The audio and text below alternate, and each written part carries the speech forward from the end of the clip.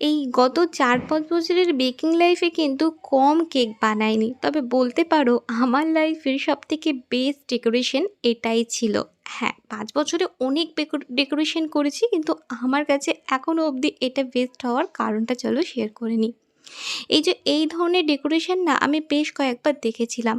তবে সত্যি বলতে কাজের সুযোগ হয়ে আসছিল না। আর এই ধরনের কাজ তো কেউ অর্ডার না দিলে হট করে করাও যায় না। তো আমার একটা কাস্টমার আমাকে নিজের থেকে ছবি পাঠিয়ে বলেছিল এই ডেকোরেশনটা করে দিতে। তখন আর কি আটকাই বলো আমাকে।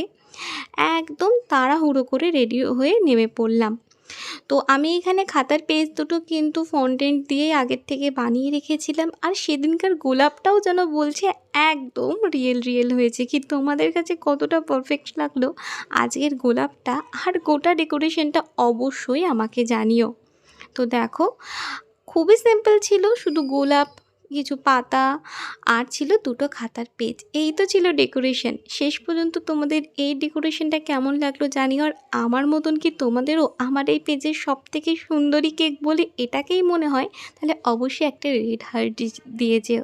চলো টাটা, দেখা হচ্ছে নেক্সট ভিডিওতে।